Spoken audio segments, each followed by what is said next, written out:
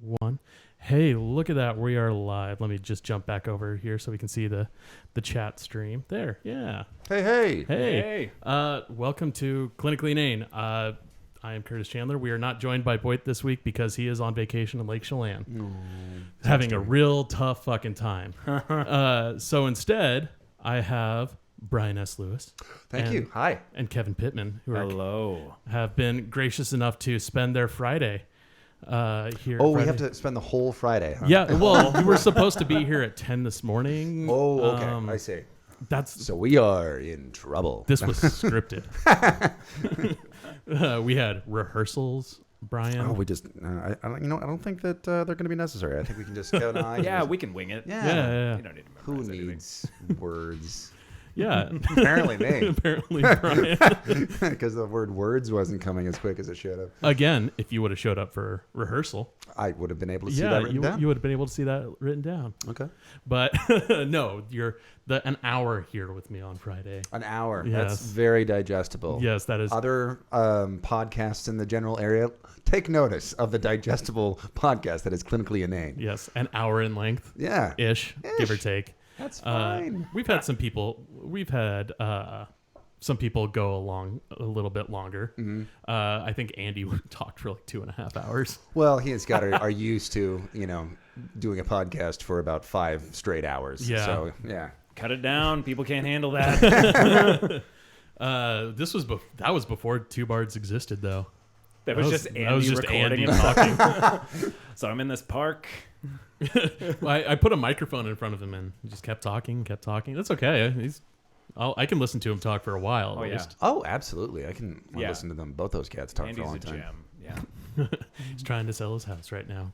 Oh. Go, Andy. Go, Andy. Yeah. And I'm probably, since we're talking about it anyway, the shout out to Two Bards podcast. I joke because I love, but they had wonderful podcasts themselves. Mm-hmm. So if you haven't know anything about that, then check that out. Oh yeah, we've talked about them on numerous occasions because they are good friends of ours. Excellent. And we love them to death.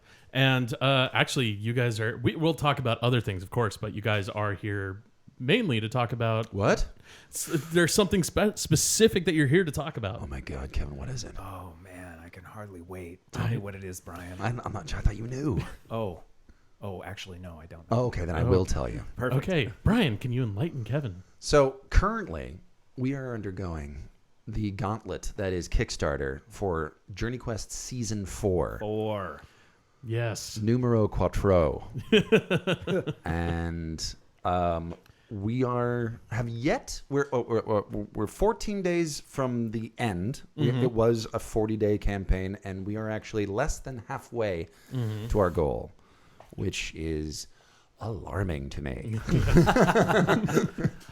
But we have faith, and we have a good fan base. We got a good faith. Yeah. Well, considering that nice. I've met and am friends with a number of the fans of JourneyQuest and actually Zombie Orpheus in general. Yeah. That I can definitively say it is a good fan base and they are good people. Absolutely. Oh, yeah. It's not 100%. Even a question. That's not. I mean, I know that's something that we need to say in situations like this, but it's super true. It actually is very true. It's crazy. There was a Discord. We're on Discord, and just the wonderful super top fans that go to that all the time and just connect with us. And there's so many channels, and there's just such positive reinforcement all the time. And yeah, I really, really like this fan base. I think it's super supportive and in more ways than just Kickstarters and stuff like that. Yeah, absolutely. But just in helping us each other out and spreading the word about other things that doesn't necessarily have to do with any kind of money campaign or just for instance, I was in plays or I was in a reading, and I was posting that was happening, and people were engaging with that and resharing it for no reason. It's just really awesome. Yeah, it's a really I've actually made friends with a number of people in the community that I met. I actually met a lot of the folks from Zombie Orpheus through I had other friends who at one point worked with Zombie Orpheus, and they're like, "Hey, you should come meet them." I was like, "All right, sure." And Turns out that one of my roommates in college had actually had the gamers on DVD. I think you might have told Yeah, I me think I this told before. you this. Yeah, he had the gamers fantastic. on DVD. If anyone is keeping track at home, this is my third time at Clinically Inane. Three-peat. Alrighty. And yeah, one of my roommates in college had them on DVD and was like, "You should check these out. These guys from your neck of the woods." Mm-hmm. I was like, "All right," and like eventually I got around to watching them, kind of thing.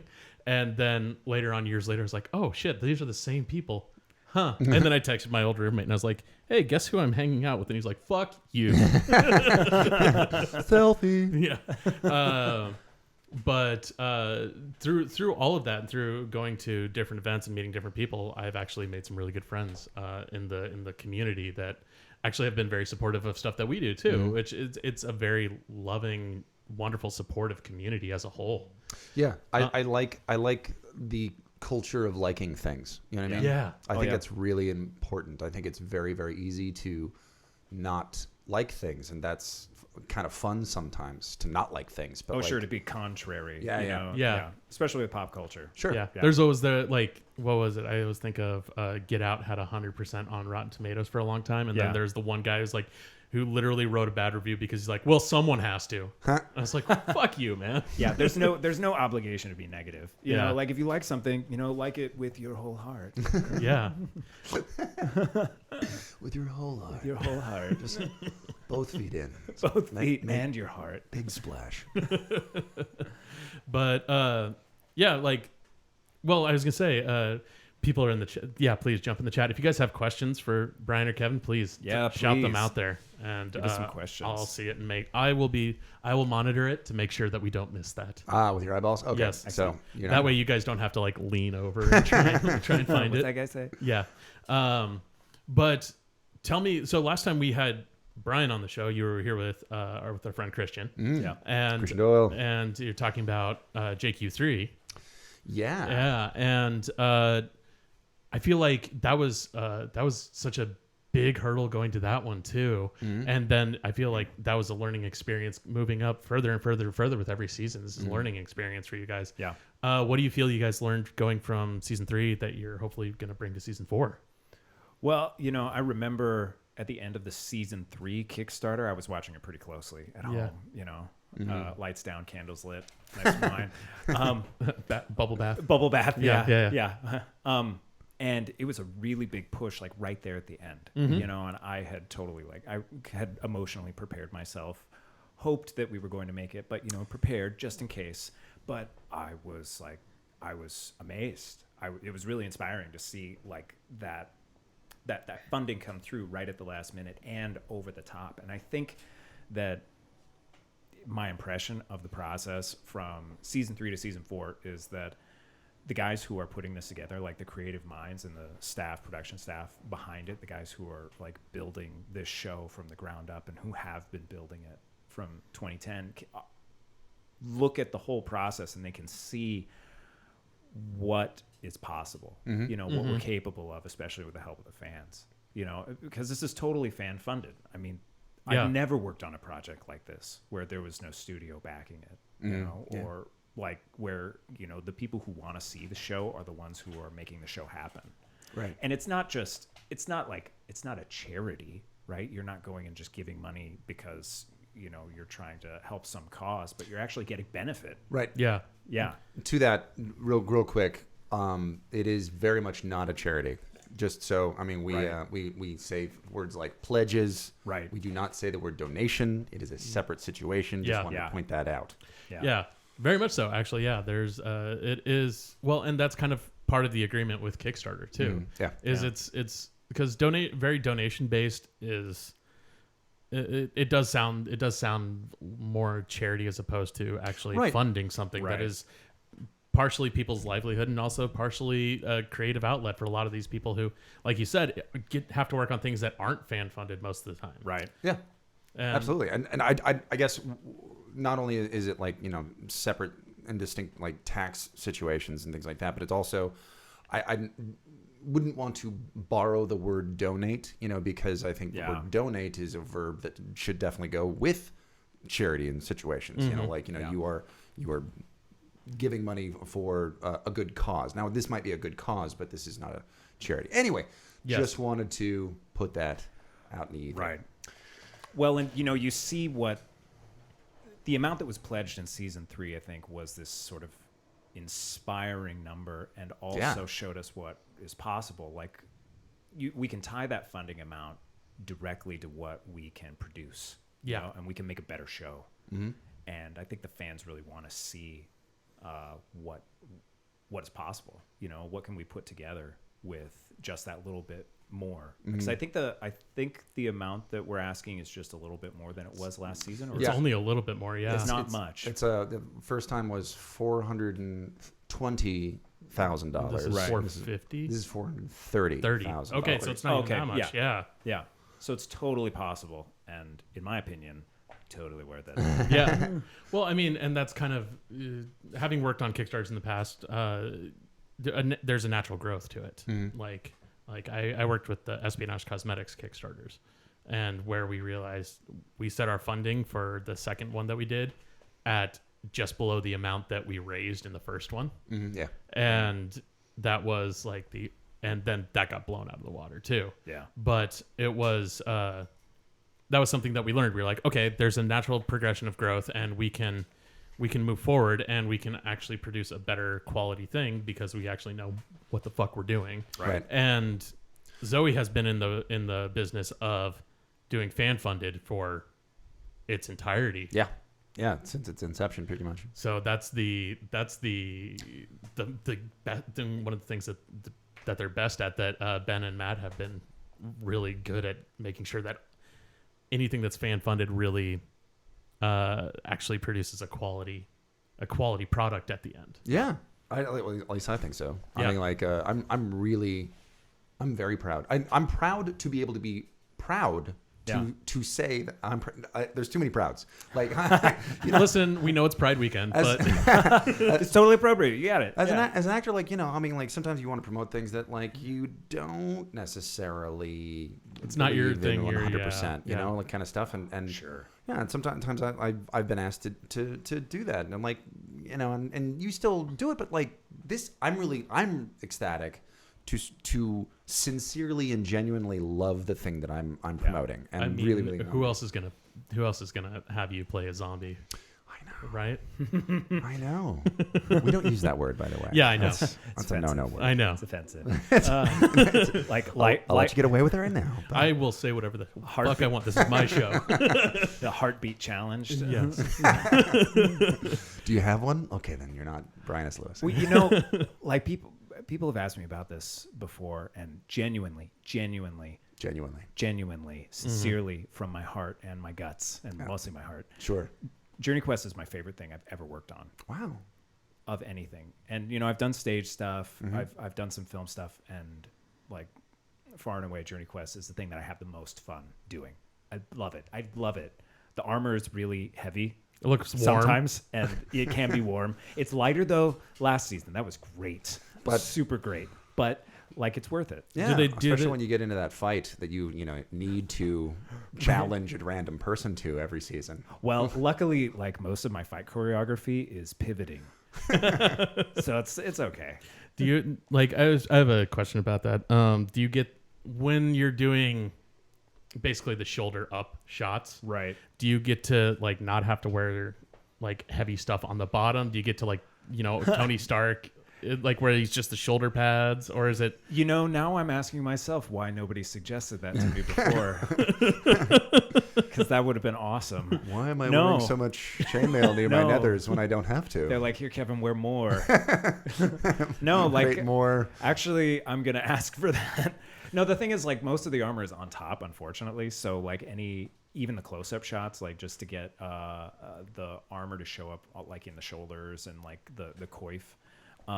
Okay, sorry, I'm mentally marking. We have questions coming in. Oh, sure. We'll get to them in a second. But yeah, like even the close-up shots, you got to wear all the armor, because the pants actually aren't armor. The pants are sort of just regular pants. You know, so it's just a shirt. And, and You know, regular gauntlets soiled and pants. Yeah, my regular soiled brown pants I wear on every shoot, so I don't stand out or do With my urine blankie.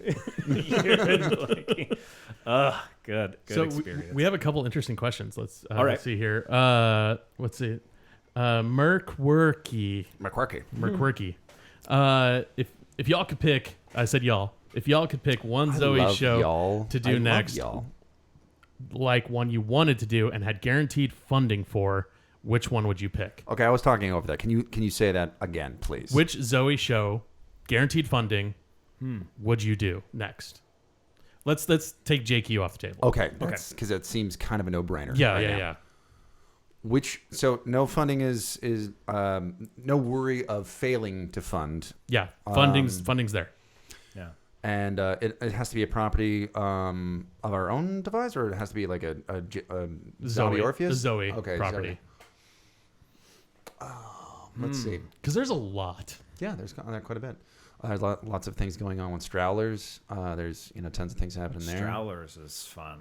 I like Strowlers. Are you interested in getting involved with Strowlers if you had your druthers? Oh man, that'd be sweet. Yeah, But magic as and- Glorian.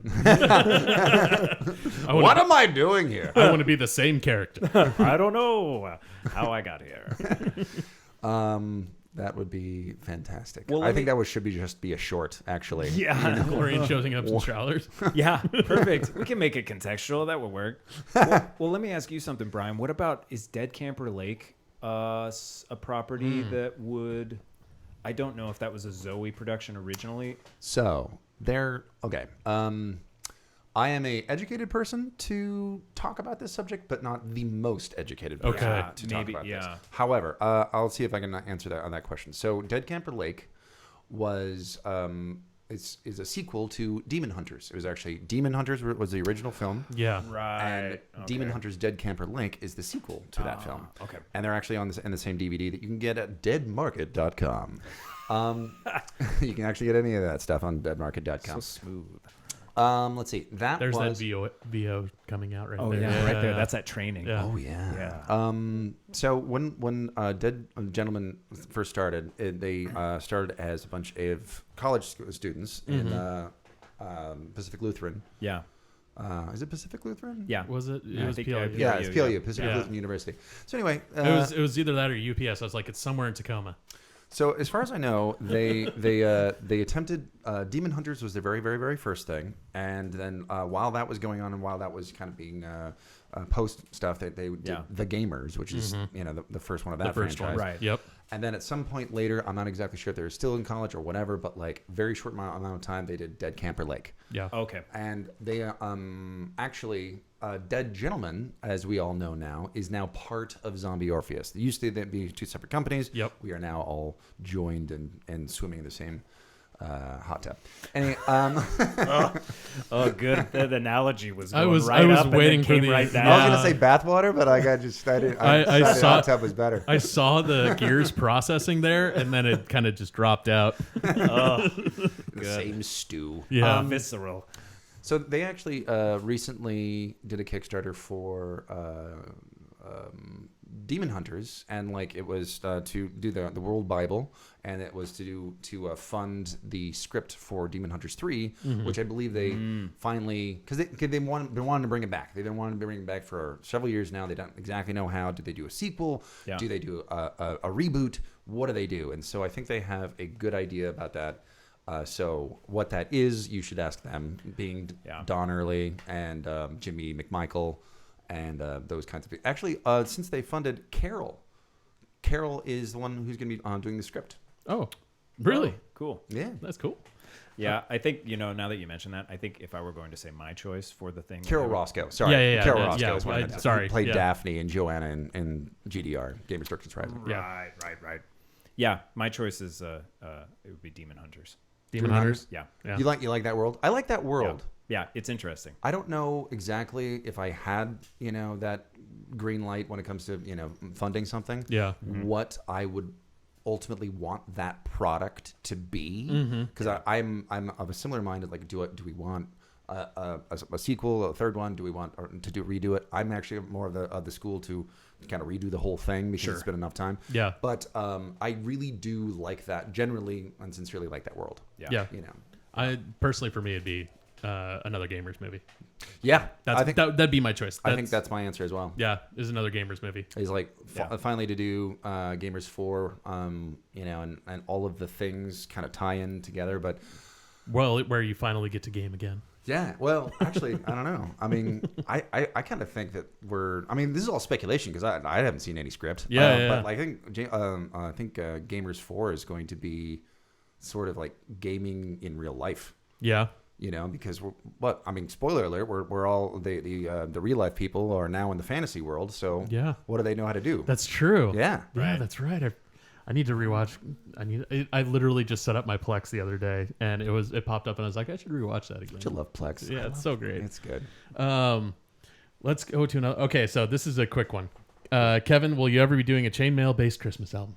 A chainmail-based Christmas album. Yeah, I know what this is in reference to. I think during season 2, they shot a short video of me in between takes singing Jingle Bells with my armor. Yeah, back in Yes. So the answer is yes.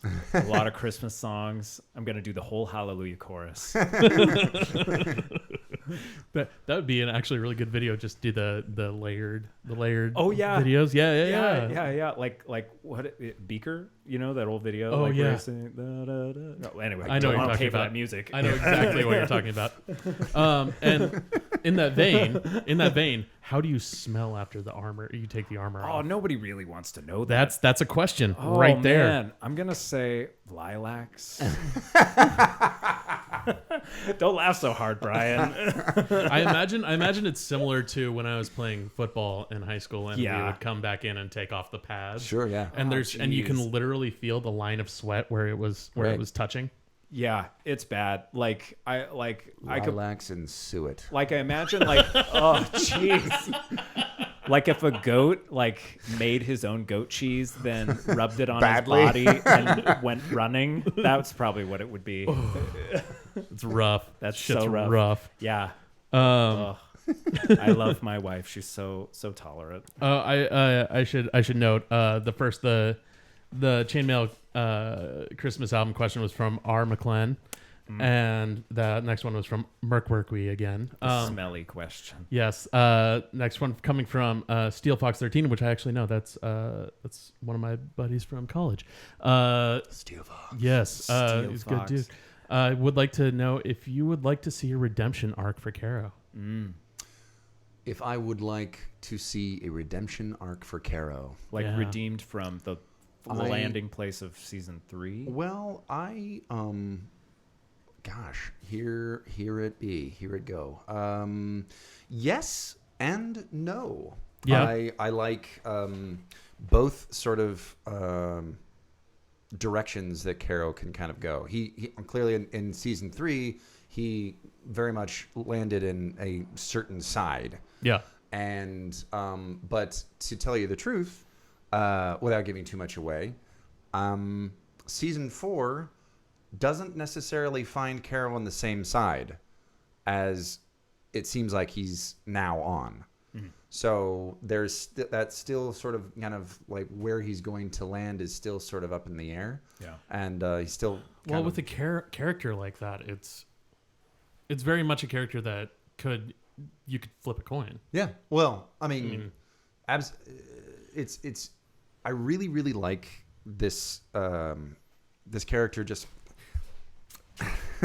he's so very, very much wants to be good and wants to do his due diligence and has been for so long. But every time he tries, he gets shut down. Yeah, and over and over again, constantly.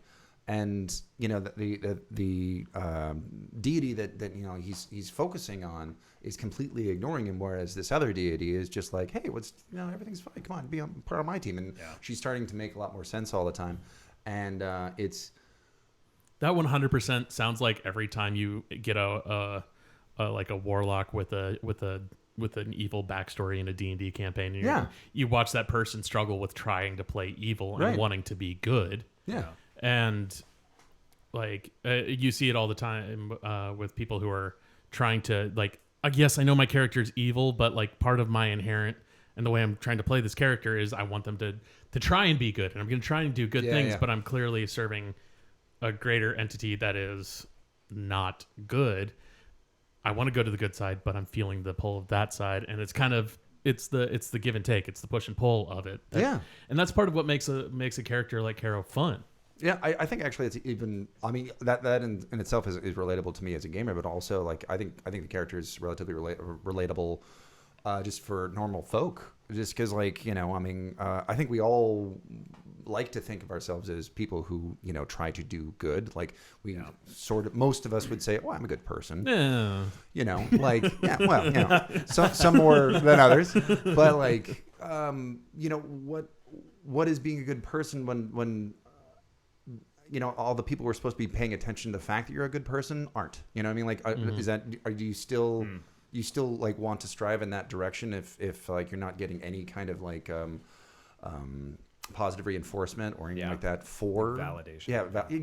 If you're being ignored and like this team loves me or whatever, but I have to turn against my values, or this team that I really want to be a part of doesn't want anything to do with me. I don't know. I mean, like, sorry, messing stuff around your desk. Yep. Apologies. But anyway, I think that's something that a lot of people can relate to. Like, if I'm good, does it matter? And like, is anyone watching? Yeah, that's really interesting. Yeah, I don't, we can never really answer that question as humans, but like Caro can actually answer that question in a real way. It was like, no one's watching. Yeah, except this person. I mean, I don't know. Like, how would that like? If I'm trying to think of ways that, like, what other characters would do if you were shoving them into a situation where, like, their deity, like whatever god they believe in, if they believe in a god, are having to deal with. Trying to ask for redemption, or trying to ask for a way to move forward, or anything like that. Yeah. It's a tough situation to be in. Just period as a character, but as an actor, it's probably a blast to get to actually play a character that has that sort of those stakes. Yeah. Oh yeah. It's really awesome stakes. And, I feel sorry, I feel like I'm talking too much about myself. No, we got a perfectly good Glorian right over here. Yeah, that's true. Close facsimile. Are our voices like different enough? Do you think? I mean, so people can tell who's talking. Exactly. Well, I'll tell you what. I'll just rub my beard on the mic every time. When you hear the whiskers. When you hear the whiskers. that could also that honestly could be any of us. Though. All three of us. Some really impressive beards in this podcast. Yeah. I'm sorry that those of you who are only listening can't see the glory. And Boyd's not even here, and his beard comes down to here. Most impressive at all. So jealous. So jealous. Yeah, I mean, there's a lot of whisker on there. We have another question. That is an interesting question. What would Caro's morality be in a vacuum? I think that is something that is an interesting question to ask. But for the time being, we are going to go to another one so we can not just the be answer Caro is silly. I'll answer Caro's questions. I like living in vacuums. There's no air there. If you could change one thing about your JourneyQuest character's wardrobe, what would it be and why? Oh. I don't know. Yours looks comfy. Yours doesn't. Yeah. Brian's looks comfy. Brian's looks super comfortable. A bunch of robes all the time. Yeah, you bet. Awesome. Like, I think if I could change one thing about it, it might be the strangely large amount of oil apparently that's on the chainmail. Oh yeah, you have to have a lot of oil on, or else it from rusting. Yeah. It keeps it keeps it viscous, and it is super oily. I think you just wanted an excuse to say the word viscous. I've been waiting. That's been my word of the day, and I was trying to work it in. So now got to calendar this morning, tore off the page. Also, I think it's repugnant. Repugnant. That's another word. Definitely like the oil on the mail. When I pull the coif off after shooting, like it's basically like my little face surrounded by just like tar. Sure, it's really crazy. This is such a thing to think about too when you're actually having to have your face on camera. It's like skincare. Right. Oh my God. Oh, geez. Yeah. Like I'm thankful that like nobody is seeing me without that stuff already. Without that costume on my head. But you know, the thing is, because of that costume, people don't really know who I am. Yeah. When I show up to like events, Yeah. you know, when we go to like cons or when we go to fan events, You have hair in real life. right. Yeah. And Who's this guy? they're like, who is this strange man? I'll be honest, when you showed up here, I was like, there's a guy parked at my house. Because I came back and I was like, I looked over. I was like, for a second there, I was like, oh, I actually know you're supposed to be here. Curtis texted me. Yeah. I don't know what this guy is doing in front of my house. Brian, stranger danger. It's strange. It was the unblinking stare. Yeah. I think that's the unnerving Yeah, part. that does not help things when you just kind of like show up to events, just not blinking and just looking straight in people's eyes. Well, I came to the last ZoeCon, right? And I had agreed. Mouth agape. Yeah, mouth agape, glaring, drool, streaming. Well, that's how we know it's you, though. Yeah, those are my telltale signs. So I went to ZoeCon this last year, right? And they were asking for some of the cast members to volunteer to run games, right? Mm-hmm. So I brought two of my favorite games, my favorite board games. One is lately actually has been the Fantasy Flight version of the Star Wars role-playing game. Oh, So, I didn't know so Fantasy Flight took. Yeah, did they took something with over that. the licensing for the Star Wars role-playing game. I played it a long time ago before I went to them, but And it's like this narrative-based like dice rolling method that some people really don't like, but I like because it lends to it allows you to succeed and fail 2 degrees. Mm-hmm. You know, so you have like failure with a little bit of success. Yeah. You know, on your rolls. So it's really interesting way they use the skills. But so I brought that game, I brought Star Wars, and I ran a game, and I also brought HeroQuest, which is one of my favorite board games from like 19. It hasn't been published since like 1989. I've played it once. Oh, yeah. Yeah, I have a friend who has old board games, and Oh so yeah, it was a tough find. Like I spotted it at a Value Village for like $5, and I was like, I have to buy this right now. Yeah. I want to play that game with you, Kevin. We will. We should go play it right after this. So I brought both of those games, right? And I had 2 sessions at the con. Played with both groups for like more than 2 hours each, and most of them didn't know who I was after we were done. That's Also, So hold on a second. Wait. It's not just like. Wait, did you have the beard at the time too? No, I need to make one small admission. Yeah. I was doing a show at the time, and I did have a illustrious mustache. Okay. Yes. Just the mustache. Because that's walrus-like. also what threw me off at first too, because I Yeah. wasn't expecting beard. Right. Yeah. He looked like the villain from Sonic the Hedgehog or something. It was just Dr. huge. Robotnik. Dr. Robotnik, yes. So Snidely Whiplash. just to put this some back into context, like this is not just like some convention where like you were having this game around. It is people. literally a very niche convention for the people. It is who the are, convention for Zoe. It's not like you were at Gen Con. And I have to.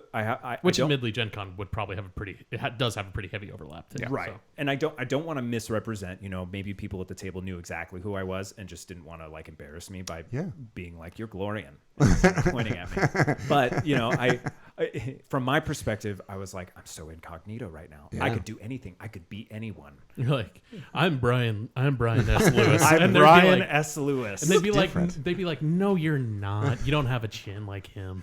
No, Brian has a more impressive chin than 90% of the population. That's what I sport.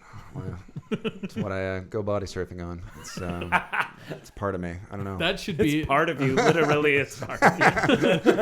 What do you want from me? I just literally had flashbacks to the superhero from Fairly Odd Parents, the chin. Oh, really? Yeah. Yeah. There's that guy, and then there's some other childhood. A lot of people have said Bruce Campbell. I think that's Andy's go-to is Bruce Campbell. Yeah.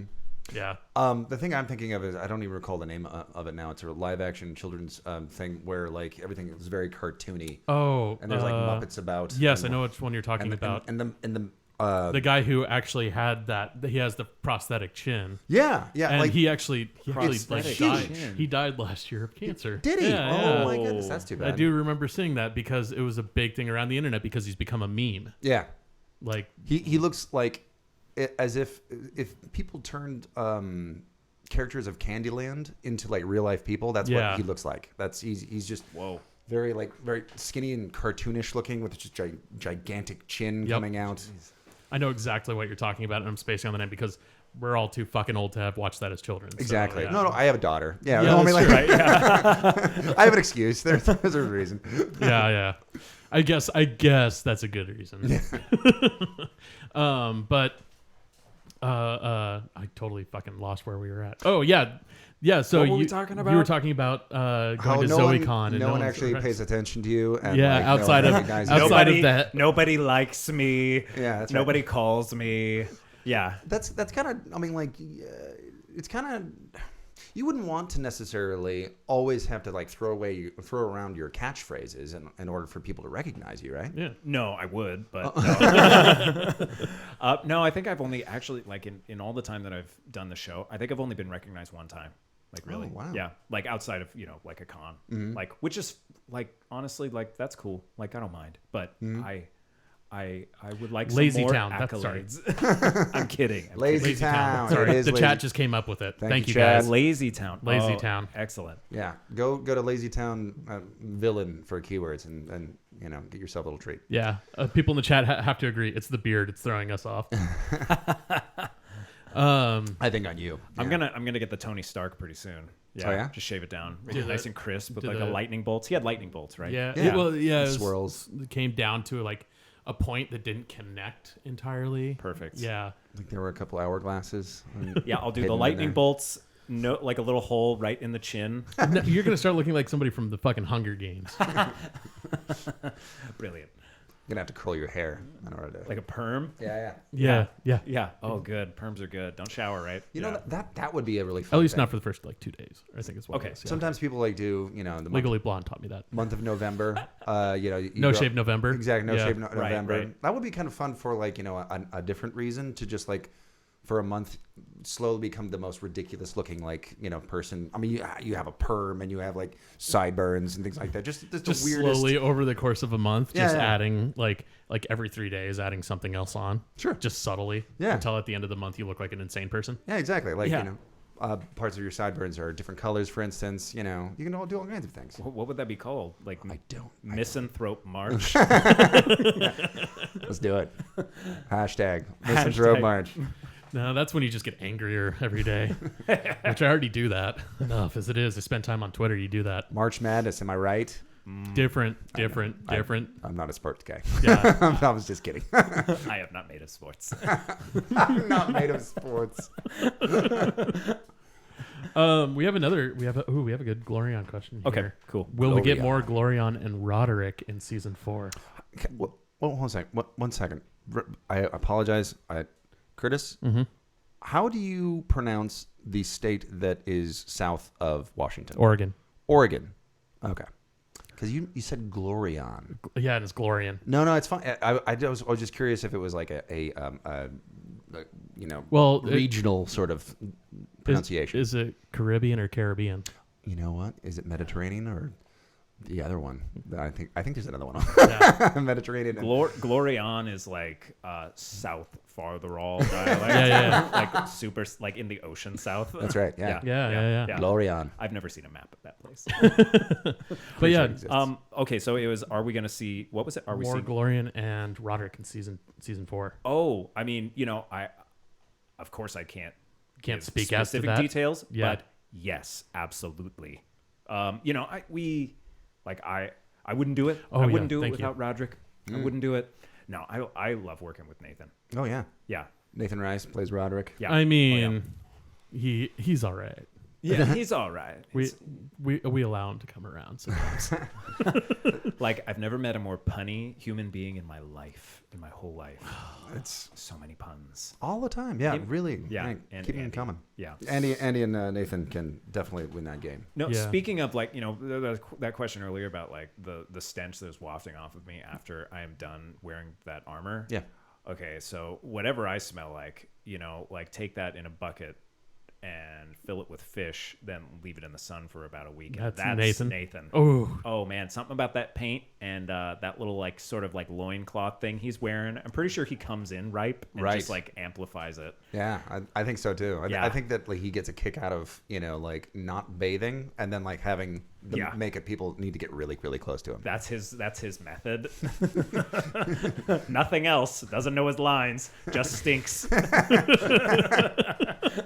oh Lord. Yeah. So definitely more Roderick and Glory, and I look forward to that so hard. I really love filming those scenes with Nathan. It's awesome. Yeah. So funny. So the answer is yes. You'll find out more if it gets funded. Oh yeah.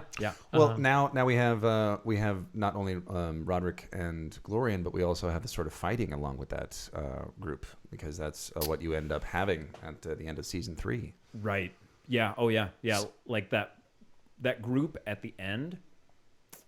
See, and I don't want to say too much because I remember how season 3 ends, but in my brain, it all sort of blends together between I know what you mean. What I've read ahead a little bit. Right. Yeah. You start to. Are you having the problem of like I've read some of the scripts and now I'm trying to remember if I actually acted in this scene or not? Right. And I'm like, was that something that I did? Like my character? Did my character do that? Did somebody else do that? I don't know. I'll claim it though. Did I already do that, or am I to do that still? Yeah, next season I'm playing Roderick and the sword and Glorian.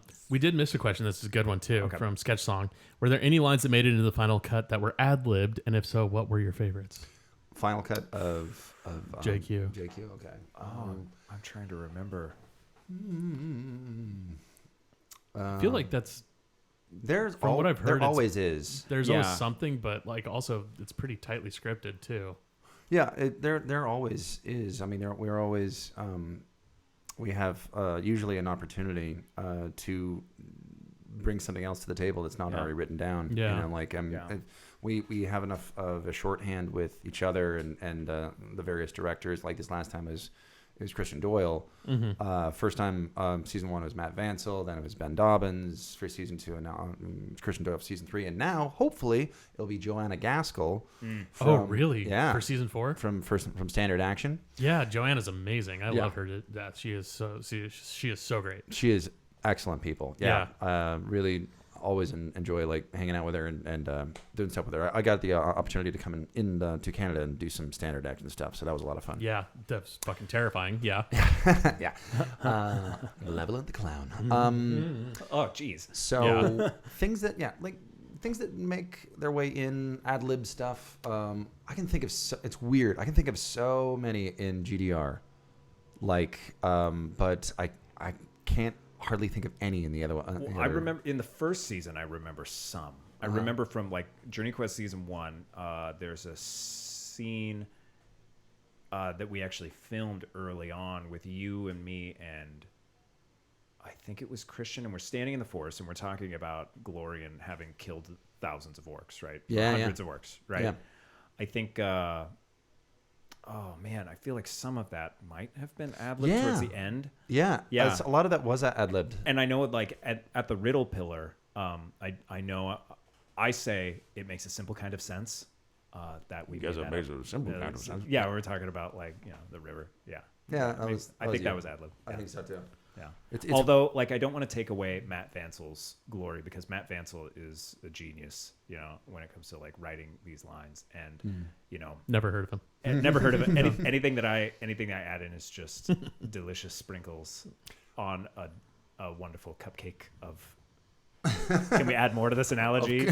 On a cake pan of sugar frosting with fondant and flour. Anyway, I actually I don't know if you feel the same way, and I feel bad excluding you, Curtis, but like Kevin, whenever this doesn't always happen, like as an actor, you get your lines and you get your stuff. You're supposed to do this stuff. And maybe you really connect to the character. Maybe you don't. Maybe who knows? Whatever. I feel like every single time that I'm doing a part that was written by Matt Vancel, and like I said, it doesn't always happen. It's just like I know exactly the way things are supposed to be said. Oh yeah, I know exactly like what he was thinking about because we know each other well enough where I think when he was writing and he knew I was going to be the one who's saying these things, was writing it for me. And like, I don't know, this weird sort of non-physical like kinship or something like that. Well, he's got a clear voice in his mind when he's writing, and you can see it in the text when you're reading it on the page. It's like, you're reading through the script, and I can hear these characters in my mind so clearly, and see what they're trying to do, see their intentions, see what they're trying to do to the people around them. Right. And it's just very clear. I love it. I love reading it on the page, and then getting to perform it is so easy because that transition between the page and actually doing it on screen is easy. It's so easy with Vansel's words. Right. And it makes me think of that, when I was in school, I had this acting teacher who told me that our job as actors, like our first job was to turn crap into gold.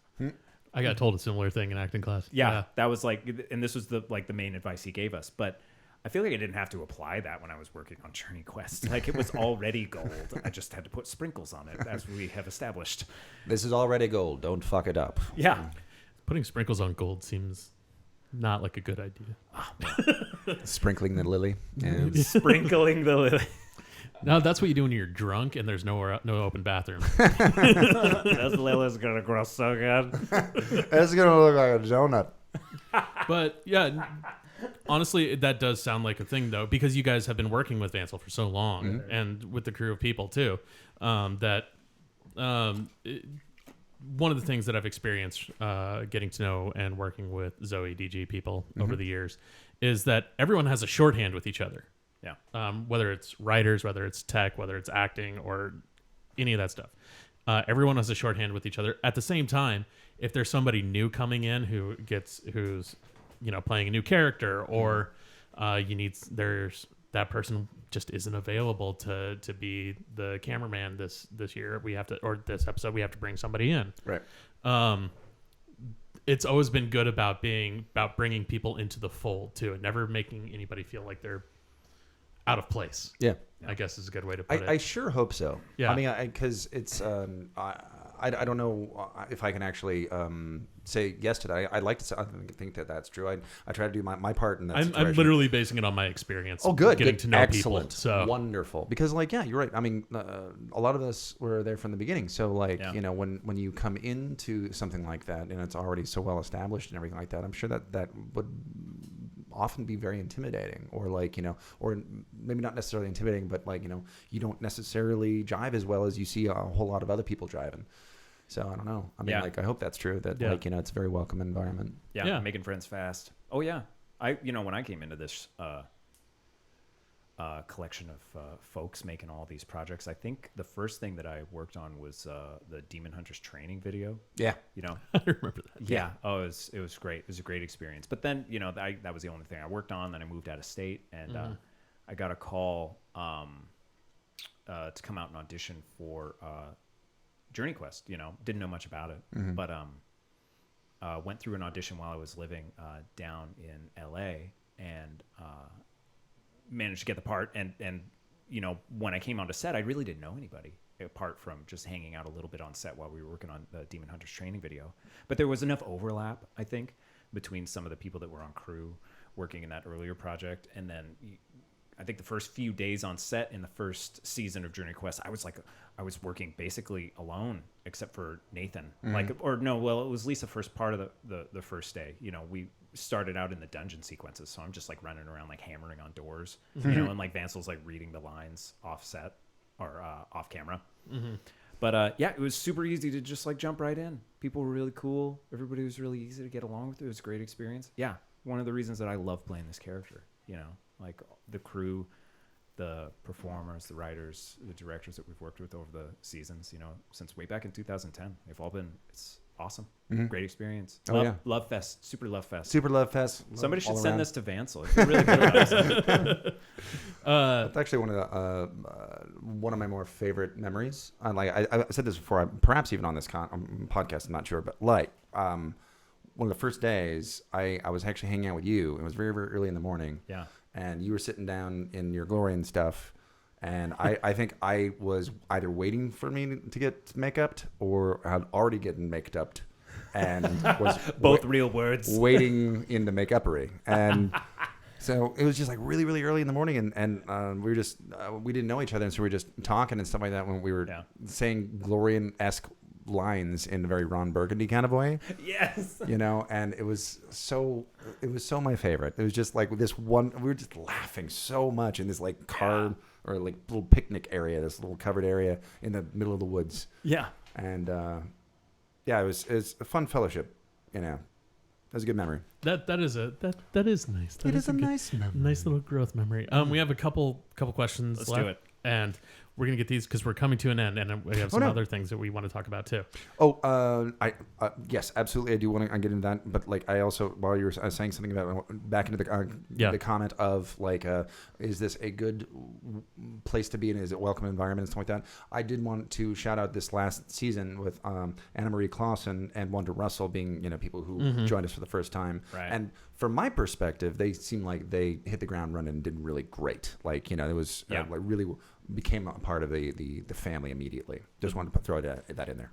Okay. Yeah, talking about beards. Yeah. Oh man, that was really impressive. Wanda Russell had the best beard Out of all of us. all of us. Okay, we'll go through to an easy one. Speaking of sprinkles, what's y'all's favorite kind of candy? What's your old favorite kind of candy? Milk duds. Milk duds? Yeah. I think. Yeah. Does it? Bit of honey. Really? Do you? I mean, like, it's not my. A lot of my favorite candy is nostalgic reasons. Do you also like big hunks? I actually do like big hunks. Yeah, I don't know. You're an old person. My teeth don't like those things. Your Werther's Originals. Keeping them in the ashtray of your car. Where's my hard candy? No, I like those things, but they have like memories attached to them. They have nostalgic reasons why I like these candy things. I think Abba Zaba is actually probably my favorite candy just for it being candy, which is like, I don't know if you're familiar, but it's like vanilla taffy, and then in between there's peanut butter. Oh, yeah. And then on top of that is another vanilla taffy. So it's like a peanut butter sandwich with vanilla taffy. Yeah. And it's awesome. They actually come in apple as well, which is a lot of fun. So good. That's a great question. Mine's a lot easier. Chocolate peanut butter cups. Chocolate peanut butter cups, yeah. Yep. You could get dark chocolate peanut butter I cups. know. You can. So They're good. really good. It's incredible. That's what this podcast is about now. Yes, candy. And for the rest of the podcast, they just went into their mics and said how much they love chocolate. Oh, yeah. But that's true. I do love those. Yeah. Brian Let's just Lewis talk confirms like this for the rest of the time. Brian Lewis confirmed senior citizen. Yes. That's right. Yeah, you thought that was your SAG card. It's your AARP card. Ooh. If you guys could I go eat for cheap at Denny's. if you guys could go back and switch to someone else's role, who would you pick? Oh, man. That's a good question. I go Glorian. Yeah. I think you could be a good Glorian. Yeah. You could pull that off. I don't know if I agree. I don't know if I would be able to, because like Glorian is fantastic and he's very, very funny, but he's also he is. he is. So the actor playing Glorian really needs to have some chops, because like he has to be this likable person like that is doing all these horrible things like every single frame of. I mean, like at every point he's being a remarkably terrible person. Yeah. And like. No one seemed to get it until the end of season 3. Yeah. Like where they were like, oh, he actually did kill that guy. Like It's like when you think back on what your D&D campaign has actually done, and you're like, there's a reason that they call D&D campaigns murder hobos. Because yeah. Oh, like, yeah. Yeah. It's like all the NPCs. No, none of them are going to live. No, don't write too much detail, Mr. GM. Yeah. No, I think if I could play one other character, sorry, Jeremy, I would play the Sword of Fighting. Ooh. Yeah. But I would wear a suit as the Sword of Fighting. None of this like voiceover stuff. I would be there on set. Yeah. I would actually in a full felt suit. In a full felt suit, yeah. No, I would actually really like to do like the voiceover for the Sword of Fighting is hilarious and sounded like a ton of fun to record. Oh, sure. Yeah. Yeah. I bet it was. And that's Jeremy Spray, right? Jeremy Spray. Yeah. Great guy. Also plays Grill Knock. Yes. Right. One of those is easier than the other in terms of makeup. Yeah. One Well, of them takes hours and hours to put in, and the other one is an orc. Yeah. Yeah. Yeah. Well, the thing that they don't know about the orc is that they actually have to take makeup off Jeremy. Oh yeah, layers and layers. He naturally looks like a sword. That You guy- actually have to make him look like an orc as opposed to a sword. He Yeah. lives in a restoration comedy. Caked. Inside a... Never mind.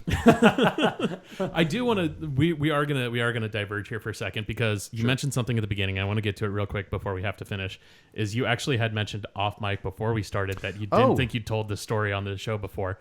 You spoiled Star Wars. I spoiled Star Wars. Okay, there's that, and I also want to talk about the free download. Yes, we'll get to that at We'll the get end to that at the end, when we okay. recap everything. I want to hear the spoiled Star Wars story. So, I don't know. Yeah. Oh yeah. I want to hear this. I don't know if your old clinically inane, like stuff is available to listen to. Absolutely, So- every episode. Excellent, cool. Sometimes I go back and listen to myself because I'm a vain, terrible human being. So anyway, I will say, currently, You and Christian is the #1 downloaded episode, eking out Trin Miller just barely. That's right.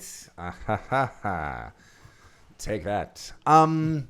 So in that episode, I'm fairly confident in this app. This is around the time when that Star Wars, the first one, came out, right? Like Yep. A New Hope, was it? You No, mean not A New Hope. No. Yeah. We're not How that old fucking are old. you? Exactly. What was number? Force Awakens. Force Awakens. Okay. Yes. So Force Awakens was around. It wasn't out yet. When the first one. Sorry, the last when you and Christian were on. Yes, it Yes. was this podcast that I did spoil. So I'm pretty Yes. sure what happened. I could be wrong, but here's what I believe on the timeline is. Okay. Around that the last podcast that Christian and I were on together. Yes. We were talking about on JQ3, and one of the things we talked about Star Wars. Yeah. And The Force Awakens had come out at that point. Yes, it had. And I had not seen it, and as everyone else saw it almost immediately, and I was kind of a late bloomer or whatever. And this is months and months out, but I was kind of like, I want to talk about this because I had recently seen it at that point. Yes. And so I said, hey, can we do spoilers? Are we able to do spoilers? And you're like, oh yeah. I was like, we totally spoiled it already in the last couple of podcasts. Yeah, we'd done a full episode in similar fashion that we'd done with Endgame, where we were like, Right. listen, if you're not seeing it this weekend, you're not going to give a shit about spoilers because, like, you obviously, that's just the decision you're making. Right. Yeah. Or you have kids, So I had seen the movie, but my wife had not. Oh, no. And so I was on this podcast, and I prefaced it with like, hey, we're going to do some spoilers, whatever kind of stuff. And we started talking about. So then I mentioned, by the way, spoiler again, if you haven't seen Force Awakens yet, Han Solo dies. Yes. And this is old information at this point, but like, at that time it wasn't necessarily. Yes. And like my wife listened to the podcast and she's like, oh, isn't that cute? He's going to do something. Okay. And then she heard me say like that Han Solo was dead. And like she had been able to stay away from. How? I don't know. Oh, I don't man. know. But like I'm so sorry. I know. And I felt I can see the rage in her eyes too. Yeah. I felt really, really bad because like I was really wanting to save. I hate spoiling stuff for people. Yeah. Yeah. And it just turned out that was it. You spoiled it for your own Yeah, wife. Exactly. Actually, there was more to that story. I just like have forgotten it over time. You blacked out. There was more Yeah. details. Yeah. Yeah. I do remember that. Now, correct me if I'm wrong. After the first time you were on the pod, you were actually in the process of auditioning for Star Wars. Auditioning for Star Wars. That Yeah. might have been the same No, time. different episode because it was pre-Force Awakens. Okay, yeah. Wait. You were sending in a tape. I remember that. Really? Yeah. You didn't do that like when they were doing that? No, nobody called me about Star Wars. I would have brought all my game books. Well, it was weird because like it was not. You know how you watch the show now and Oh, yeah. there's this was before the movie had come out, and so like they didn't really want to give anything They were away. they were still casting at the time. Yeah, like The first movie, The Force Yeah, Awakens? yeah. Oh, okay. and The there was, first time he was on the podcast, that was like 6 years ago. Oh, so got 5 years in, ago. in the books like that happened after like the main Star Wars movies. Like there is a there's characters that are twins. You know, and, and like, you know, like they're Jason and Jaden. Jane, exactly. Solo. Exactly. Yeah. When they did the movies, they decided to like go away from that. They didn't want to, you know, go into that canon that was already created. So all the canon in the books, they you know, they got rid of that. Like, It's now Legends. Yeah. So when the movie hadn't come out, but the books had, like, we didn't necessarily know about what this movie was going to be. So the copy I had for the audition was really weird. You know, like, it wasn't like anything like the movie is or the books were. It was like some sort of in between thing with like very little actual data and specifics. It's red herring audition sides because they don't want that shit leaking. Yeah, totally. So it was a weird audition experience. Strange. Sending the video. Yeah, I just remember you mentioning it to us after we finished recording. You're like, we're not going to actually put this out there right now because it's a thing. I didn't get it. No. What? Are you sure? Did you check? I don't know. I saw a guy who looks very similar to you on the screen. Yeah, was that Canto Bite? Yeah, it was the tiny The little drunk guy. alien. BB-8. Yeah, that was the one I was. Fun fact: that little drunk alien shoving coins into BB-8 was mocapped and voiced by Mark Hamill. That's fantastic. That's great. But yeah, we are getting to the end here. I've had you guys for about an hour now, and I appreciate you guys coming and spending your time with me. Joy. That's so great. And there's currently, if you head on over to which Facebook page is it the Zoe page or the JourneyQuest page? Zoe, page. Yeah, I think it's the Zoe page. So help me out here, Kevin. I think what the situation is like they want to encourage you as fans of JourneyQuest to go to the Facebook page, right? And there's certain specific posts about getting a download of JourneyQuest Season 1. Right. And if I think the way it works is that you just, you know, reply to a post and then a little DM gets sent to you. And then, you know, you can choose like, hey, I saw that you replied to this. Are you interested in this download? You say thumbs up or yes or stop, whatever you want to do. And then if it's thumbs up or yes, then you get a little download thing. And I think what you're doing is supposed to, they were encouraging you to share that with your friends who haven't seen JourneyQuest. Yes. Yeah. You know, and so as something to perhaps get them hooked into watching. Yeah. Tell your and friends. It's easy to watch. It's real easy to watch. Season 1 is super easy to watch. Yeah, I mean, like, say what you like about 2 and 3. I mean, like, some people loved it, some people didn't. But, like, you know, I'm pretty much almost everyone I've talked to really like Season 1. Yeah. You know, it's a very, very approachable show. Yeah. Yeah, if you want to introduce somebody to this, Season 1 is, of course, you know, it's first season, so it's a great place to start. And it just draws them in for Season 2 and Season 3 and encourages them to contribute for Season 4. Yeah. Oh, man. And that's over at the Zombie Orpheus Entertainment Facebook page. Yes. But that being said, you should also, if you haven't already, head on over to Kickstarter.com and plug in JourneyQuest Season 4. And then you'll find us. Find it on there and throw some backing in there and share it with your friends. Like, honestly, tell people about it. It's the easiest way and it's the best way to get word of mouth. It's a really great way to do it. And also, like, even if you're thinking like, well, I don't have $50, I don't have $100, I don't have $25, that's fine. You know, I mean, like $5 would be helpful. That's fine.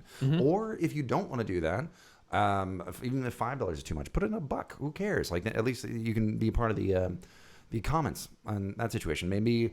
You know, you'll see that you'll get the backer only posts and all the information and all the information. And also you'll be able to up your pledge if you so desire on a date. Yeah, and here's the thing so if you've not done Kickstarter before, this is very important. I can tell. You can head on over. You can go over there, but it doesn't take the money out of your account right away. What was that, Curtis? Are you sure? I am, having backed going on 50 Kickstarters. Whew. I know. You have a problem. I know. I need to see someone. The latest one was literally for a giant 20-sided die that's like this big.